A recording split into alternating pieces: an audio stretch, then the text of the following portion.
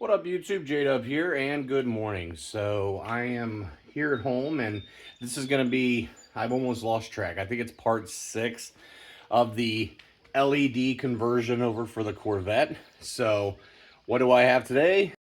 Taillights. Oh, I'm super excited for these. These are going to be really cool. All right, so this is what I got, guys. So this is the third brake light.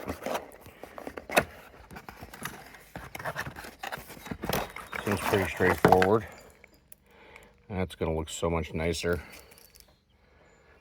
And then obviously the main attraction, which is over here. Comes with instructions and it comes with the 4 lights.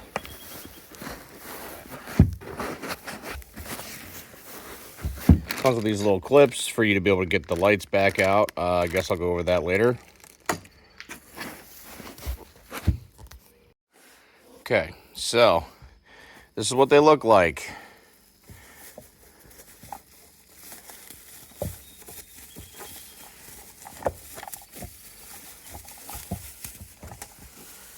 Okay, so it has a little plastic piece there, and you have this protective film. We'll leave that on there. Oh man, that is going to look so much nicer over stock. All right, so I'll go over all the functions and what these do and all that stuff here in just a second. All right, guys, so this is not going to be super complicated from what I can see. At least I don't think it's going to be.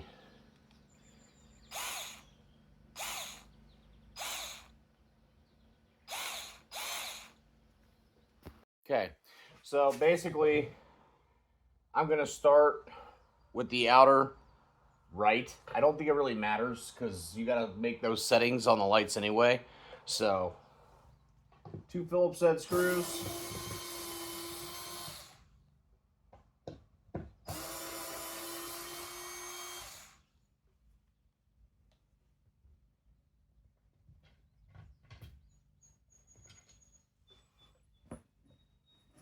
And apparently you're not going to reuse these screws, which is kind of nice. And then you should just be able to pop that out of there. Okay, just like that. We have the harness here. Push in, twist, pull the bulb out, and there you go. Oh, you don't see that very often anymore. Made in USA. Pretty nice. Like I said, I'm not getting rid of these just because you never know. You might need to retain them for whatever reason. So, but that's all there is really to it. Okay, guys, so this is the back of your new light here. This is where you're going to plug into the pigtail, and then obviously that's going to slot like into there, so that's watertight. From what I understand, these lights here are only needed if you are in the European market, so we're not going to mess with those. Those can just stay right there. And then here are your switches. The first one is mode. Mode 1, basically the parking light will feature a dotted center afterburner and solid outer halo. And I'll show you these when I actually get it plugged in. Mode 2, parking light will feature a solid center afterburner and then a solid outer halo. And then mode 3, parking lot will disable the afterburner effect and strictly just be a solid outer halo. Okay, so we'll see more of that when we get there. This switch here is the red amber. So if it's up, it's red. If it's down, it's amber. Once again, you could do that American if you want, but I think that's more for the Europeans. And then obviously here is stationary and sequential. Up is stationary, down is sequential. And I haven't decided what I'm going to do yet. I'm going to look at them when I go to do it, all that. But and then obviously this one here, kind of important. Driver's side, flip it, passenger side. Because these are all the same dimensions, but apparently, see. And that's pretty much all there is to it, guys. So let's get her plugged in and let's see what we can do with it. All right, so we are going to, first things first, undo the bulb. Man, that is old. If anybody was curious what your bulb number was, I believe that's 3057. Interesting. Okay, so once again, this should be no more difficult than just plugging this in. I'm not sure if this is a reverse polarity or not. We're going to find out here in just a minute. And then you tuck that in like that.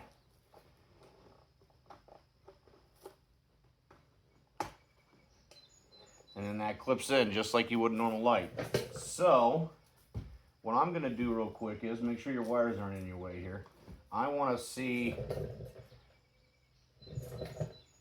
I want to see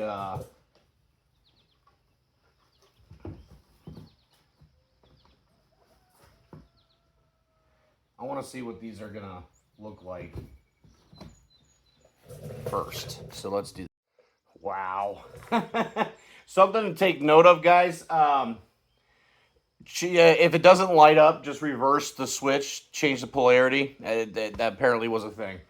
That is so cool. I love how that looks. Okay, so I'm going to go ahead and say this is mode 1. This is the solid. No, that's the single mode. Okay, so that's the dotted. So dotted, which it's going to be hard to show you, but okay, so that's the dotted. It looks okay, I suppose. And then we go down one mode. That I think is a much cleaner look. That's the solid. And then obviously if you do no afterburner, and then there you go, it's just a solid halo. I would think you spend all this money on the lights, why not have the afterburner look? I think I'm gonna go with the solid. I like that. That looks good. It is kind of hard to catch it on camera, but these are actually really bright over the stock, as you can see. Here's stock. Here's this. Much nicer, much more modern looking. So, all right, guys. So we've kind of moved ahead here. I have mixed feelings on how these actually get pushed in or whatever. While it does have a cleaner finish because there's no screws holding it in, there's no visible screws. It's a much cleaner, more modern looking way to do it. I'm not crazy with the method like you got to use to push these in to secure them with the clips. I kind of got it cockeyed at one point, and I had to use these black clips, and these are kind of awkward as well, but it is what it is. We're moving on to the third brake light, and I'm going to highly recommend, let me show you. Okay, so this is the stock third brake light right here, and I was not aware that this was a sealed unit. I had no clue that was a thing. So if this goes out and you want an OEM one, you gotta buy the whole assembly. Like, there's no bulb, which is kind of an interesting thing. I guess I never noticed. I mean, how often do you see the back of your car? So to get this out, you have to remove, obviously, this one here. Some guys said you can literally just get to both of them from here. I removed both of these. It just made it easier. This is the new one. And this is just held in place right here with two 7mm bolts. And per GM fashion on this car, I'm noticing these are basically self-tapping bolts. So it would be wise to get your new lights started with thread, because you can't really see anything back there. You're literally doing this all just by feel. Let's see if I can get a shot here. So there it is. You can see the two tabs, and I started those. The only thing that's awkward, and I'm not really sure, next again I'll show you. So this is the new unit, okay, which is going to look much nicer. It's sealed as well, obviously. On the back here, you have two sets of pigtails coming out. One is for your animation. And so one, it flashes like 5 times fast when you brake. I'm not a huge fan of that. I hate that on the highway. I know people can see you better. It just, I don't know. I don't like it. I didn't like it on my motorcycle either. So I'm just going to leave that off. And then obviously it comes with a resistor. I'm not sure if it requires the resistor. Some of the videos I've seen that are installing this, nobody seems to talk about this resistor. So I'm not even sure what it's for. if it's necessary, I don't like the idea that it's just going to be hanging down there because this thing will get hot. I mean, now granted, how often is your third brake light on? But at the same time, I don't know. I don't know if the resistor is necessary or not. I'm going to have to see if it does something weird or something. I don't know. If it throws up a warning light, maybe. I don't have no idea. It's kind of a weird thing. I almost wonder if the resistor is for if you're changing out just the third brake light. I really don't know. And there's nothing on the instructions about it. Okay, so I went online. I looked at a few forums to see what I could find on this resistor thing because I couldn't seem to think of anything it was doing. And apparently, if you don't have the resistor in, this light can potentially throw a code saying that there's a brake light out. So I'm going to go ahead and leave the resistor in. It came with it, so I'm going to go ahead and say yes, it's going to need the resistor. They included it for that very reason. Like I said, guys, you're doing this blind. You got to do it all by feel. So I don't think it's going to be that difficult, but I do recommend, once again, starting some threads on the self-tapper, simply because this is going to be a royal pain in the butt if you're back there and you don't have threads to start into. Just saying. So once again, here's your on-off. Apparently this is off, and if you flip that on, that will flash the brake lights. I'm not doing that, so let's put her in there. I also recommend, guys, when you're doing this, the tail lights and everything, clean up the paint and everything before you put your lights in. It gets really dirty back there. It's like a really crazy catch for dirt and grime and shit. All right, let's see what we can do with this.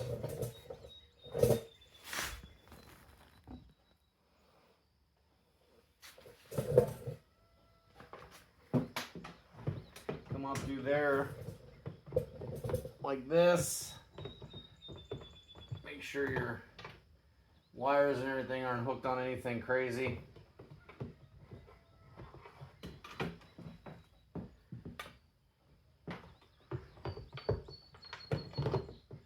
Just like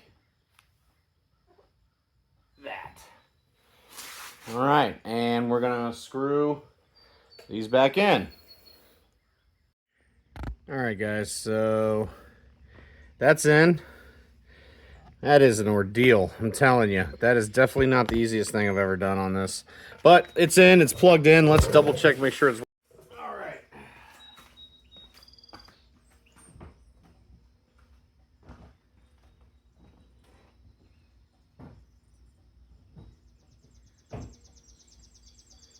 All right, so that's still doing that thing. So I need to change that.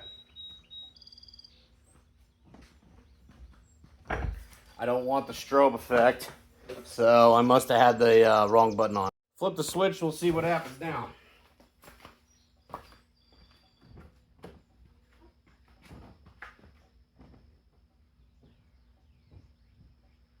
All right, that looks better, much better.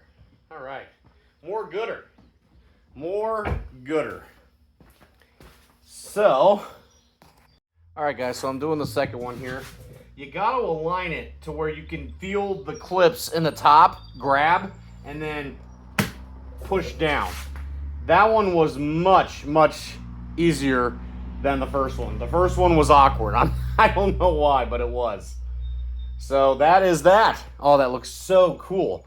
All right, now we're moving on to the other side. All right, remember, y'all, when you switch sides, you got to make sure you come in here and make sure the switch is for the driver's side or the passenger side or whatever side you're working. Make sure you do that. Okay. Let's take the, oh, that's always satisfying, isn't it? Okay. We plug in. You'll know if it's plugged in wrong because it won't light. So it lit. So make sure you tuck your wires back in there so this all stays watertight.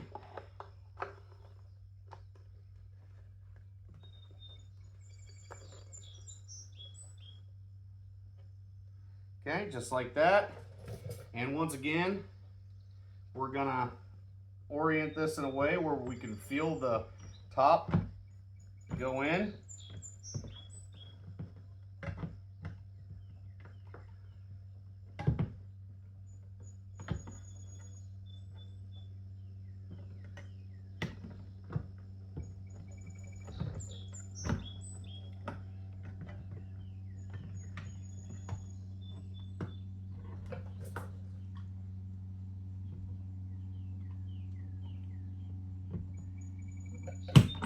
There it goes. And then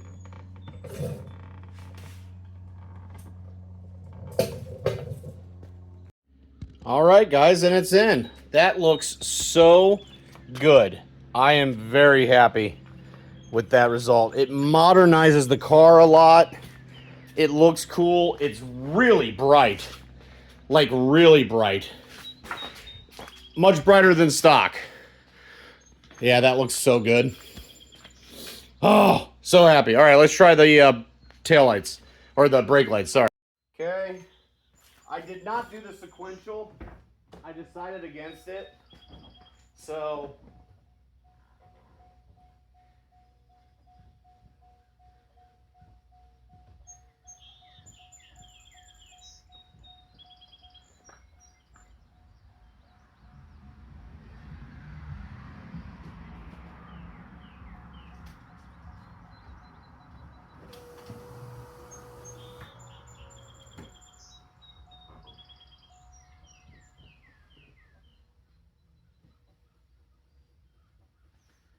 got the hyper flashing going on. Oh. All right, guys, so that's basically going to wrap it up. I really am very happy with the result here. There is a hyper flash issue. However, because I have this. This is the hyper flash module. I'm not going to install that on this video. I'll do it on the next video just because I got stuff to do. So I'll do this later on tonight or something. But this will be a separate video. But they're very bright. I love them. I'm really happy, guys. Like I said, if I missed something, have any, concerns, comments, what-ups, I appreciate everybody who's been commenting and liking and sharing, and whoever's been subbing. Please consider subbing if you haven't. Trying to bring you guys more videos when I think of them. So, till next video.